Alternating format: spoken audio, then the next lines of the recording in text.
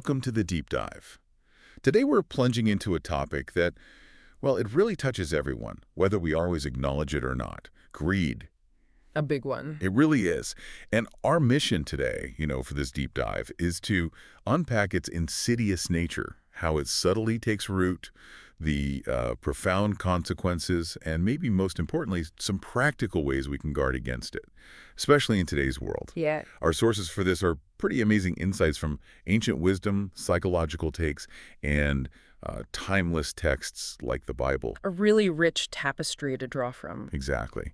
So maybe just to set the stage, Right. how would you define greed? What are we really talking about here? That's the crucial starting point, isn't it? Basically, greed is this excessive, insatiable desire for more. More stuff. Primarily, yeah. Money, possessions, sometimes power. But here's the thing we need to be really clear on. It's not about having wealth itself. It's the underlying obsession with getting more, this relentless chase, And it's often fueled by this deep feeling of discontentment or maybe a fear of not having enough. Like a fear of lack. Precisely. And this chase can become so consuming that it pushes aside morality. It makes us disregard others' well-being, sometimes even our own spiritual health or inner peace. Okay, that makes a lot of sense. Yeah. It's less about the bank balance and more about the craving. Exactly, the craving. And you mentioned it's insidious. It doesn't just appear overnight, right? It seems to grow subtly. That's right. It's usually not a sudden switch. So how does that buildup happen? How does it sneak into our lives, maybe without us even noticing? Yeah, that's a key point. It's often gradual, almost imperceptible. Our sources point to sort of three main ways this desire for more takes root. Okay. First, through small actions. Think about minor ethical things like cutting a tiny corner in business to boost profit just a little, or, maybe fudging numbers slightly on taxes or a report, even just subtly underpaying someone because, well, you can get away with it. Seems small, but... Right. Or relentlessly overworking, not out of passion, but purely to accumulate more, sacrificing rest, family, maybe even chances to help others. It's that classic slippery slope, Yeah. Each small compromise kind of desensitizes you, making the next, maybe bigger one seem not so bad, until your whole moral compass gets subtly shifted. Wow. Okay, so small actions. What else? Second, it grows through inactions. This one's interesting because it's about what you don't do, like ignoring opportunities to give when you could, failing to practice generosity even when you've been fortunate, or just not helping someone who's genuinely in need. And maybe the most subtle part of this is neglecting contentment. Contentment. How so? Just never stopping to appreciate what you already have. Always looking ahead to the next thing, the next purchase, the next goal. Right. Always chasing. Yeah, that constant forward gaze, that inability to just pause and feel like, okay, this is enough for now. It's a breeding ground for that insatiable desire. Okay, that makes sense. Actions and inactions. What's the third way? And the third is when it becomes habitual, even unknowing. This is where you're, say, obsessively chasing promotions, bonuses, side hustles. The grind culture. Kind of, yeah. But without ever stopping to ask why. What's the real goal? What's it supposed to bring you? Or compulsively shopping, consuming stuff without any real need or purpose, just for that quick hit, you know? That temporary buzz. Exactly. And a big part of this is equating success purely with financial status. Assuming wealth automatically equals worth. Culture reinforces that a lot. Oh, definitely. So these things, actions or inactions, they can get deeply ingrained, and we might not even realize the greedy motivation underneath it all. That's quite a breakdown. And it's striking how, like you said, this isn't new. Ancient texts, wisdom traditions, they grapple with this constantly. Absolutely. Especially some of the biblical narratives we looked at. They seem to offer really profound warnings. Can you walk us through some of those? Yeah, definitely. The wisdom from the Bible offers these stark warnings that still hit home today. Luke 12:15 says it plainly. Watch out. Be on your guard against all kinds of greed. Life does not consist in an abundance of possessions. Wow, direct. Very direct. It challenges that core assumption that more stuff equals a better life. Then there's Ecclesiastes 5:10, which observes, whoever loves money never has enough. Whoever loves wealth is never satisfied with their income. So it's a trap of dissatisfaction. Exactly. The pursuit itself creates the hunger it promises to satisfy. And 1 Timothy 6, verses 9 and 10 makes a critical distinction. Those who want to get rich fall into temptation and a trap, for the love of money is a root of all kinds of evil. Ah, the love of money, not money itself. Precisely, it's the attachment, the desire. And finally, Matthew 6.24 puts it starkly. You cannot serve both God and money. It presents a clear choice of allegiance. Those are powerful. Are there stories that illustrate this? Oh, absolutely. To really get the deceptive nature of greed, think about the story Jesus told known as the rich fool. It's in Luke 12. This wealthy guy has a huge harvest, way more than he needs. But instead of thinking about sharing or, using it well, He thinks about himself. totally, his first thought is, I need bigger barns to hoard all this. His plan was basically store it all up, then kick back, eat, drink, be merry, all focused on accumulation and then self-indulgence. Sounds like a plan many would envy today. Perhaps. But the story says that very night, his life was demanded of him. God calls him a fool, saying he was not rich toward God. Oof. His focus on earthly stuff led to, well, spiritual bankruptcy. It shows the ultimate futility of living just for yourself, ignoring the fact that life is fragile and possessions aren't permanent. That's a sobering story. And then there's the really tragic example of Judas Iscariot. Matthew 26 tells us about it. One of Jesus's inner circle. Exactly, one of the 12 disciples. And he betrayed Jesus for 30 pieces of silver. Just 30 pieces of silver. It's not just history, it's this devastating picture of how greed can utterly blind your soul, twist your heart, and, well, destroy your purpose, your identity even. It shows the extreme. Yeah, the extreme length that desire for gain can push someone, leading to betrayal, deep regret, just profound loss. A real cautionary tale about how corrupting greed can be. And these ancient warnings, these stories, they feel incredibly relevant. So bringing it to today, what does this all mean for us now? What are the real-world consequences, internally, externally? They're definitely far-reaching. Internally, greed often leads straight to chronic dissatisfaction, that feeling that nothing's ever quite enough. You're always chasing the next thing. That hedonic treadmill idea. Exactly that. You get something new, feel good for a bit, then your baseline shifts, and you need more just to feel okay again. It's a perpetual, unfulfilling chase. Wow. It also leads to a loss of identity. Your value gets tied up not in who you are, your character, your relationships, but just in what you own or how much you make. Measuring yourself by your stuff. Right. And ultimately, there's often a deep spiritual or existential emptiness.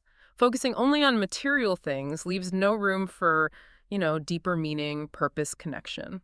So that's the internal cost. Yeah. What about externally? Externally, well, greed frequently results in ethical compromise. Dishonesty, exploitation, corruption, people bending or breaking rules for gain. We see that in the news. All the time. It also severely strains relationships.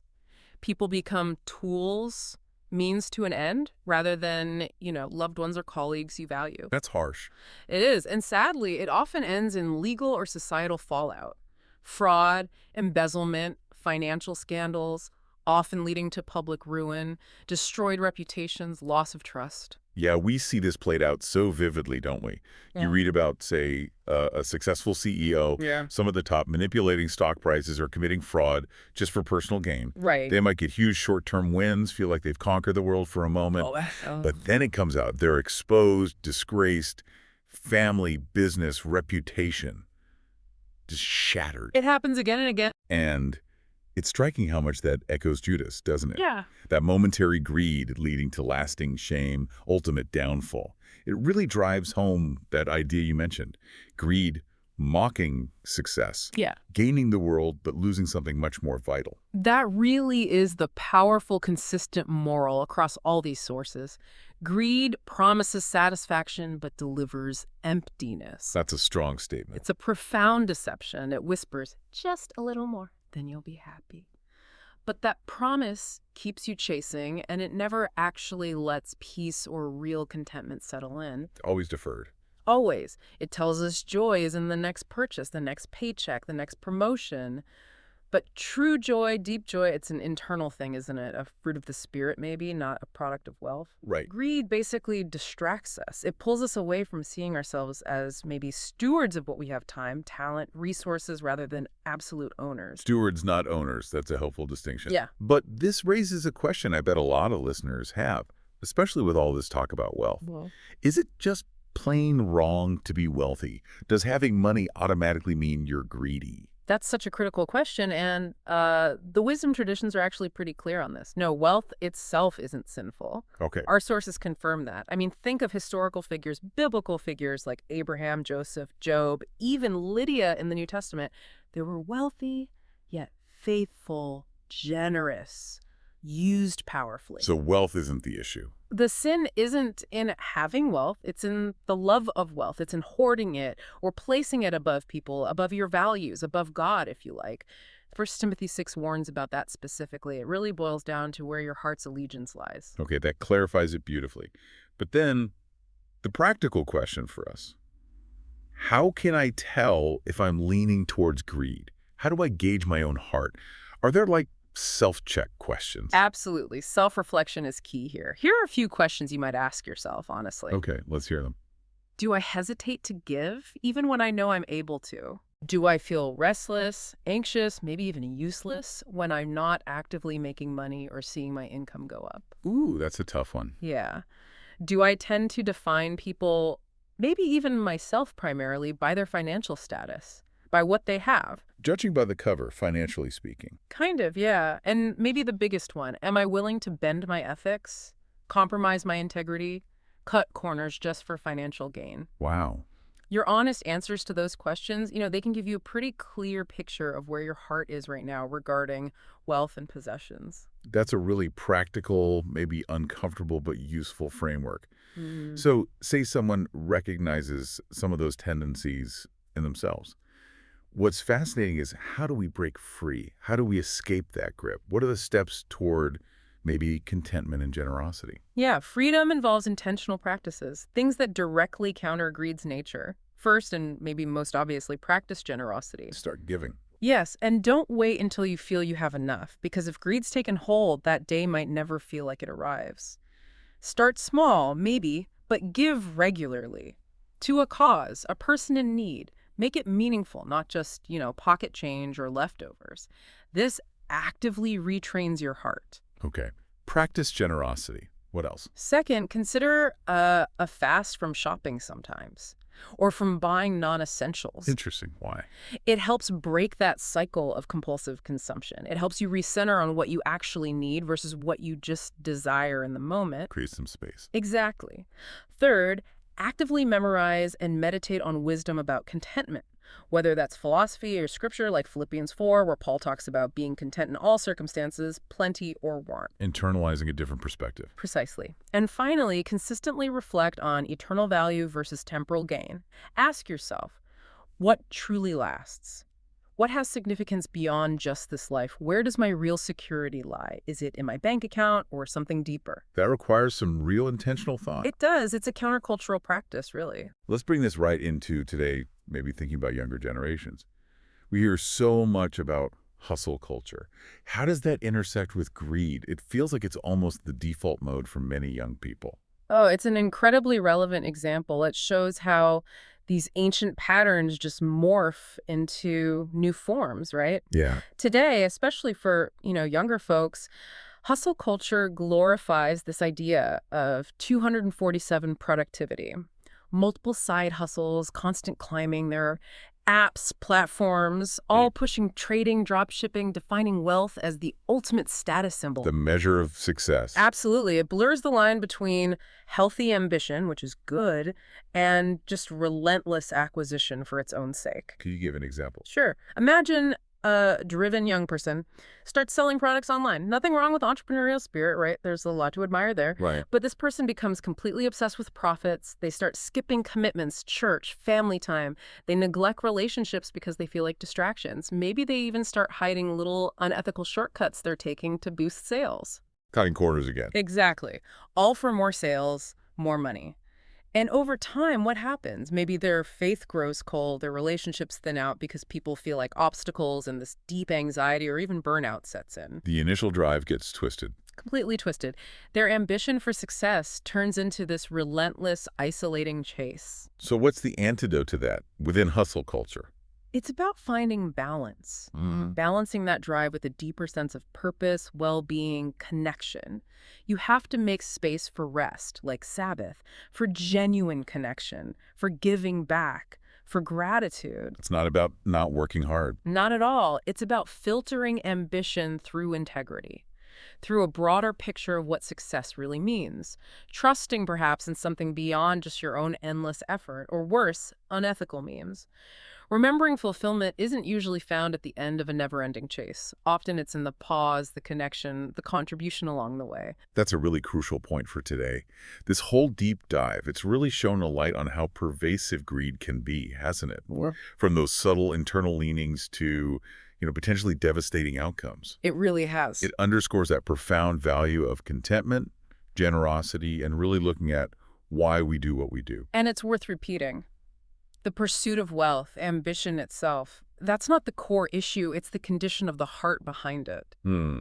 Greed is dangerous precisely because it twists provision, something potentially good, into idolatry. Hmm? It makes us worship the gift instead of maybe the giver, or worship what was meant to serve us, not rule us. Turns a blessing into a burden almost. Or curse, yeah. It puts it in the wrong place in our hearts. There's that ancient wisdom again from Hebrews 13.5. Keep your lives free from the love of money and be content with what you have, because God has said, never will I leave you, never will I forsake you. The security isn't in the money, but somewhere else. That's a powerful reminder to end on. So as you, our listener, go about your week, we want to leave you with this thought to maybe mull over. What are you chasing right now, and why? Really ask yourself why. Is the satisfaction you're aiming for, is it truly lasting, eternal, perhaps, or is it temporary? Maybe this week, just as an experiment, try giving something of true value away, not just your leftovers, but something that feels a little meaningful. And then just observe. See what kind of joy, what kind of peace maybe grows in its place.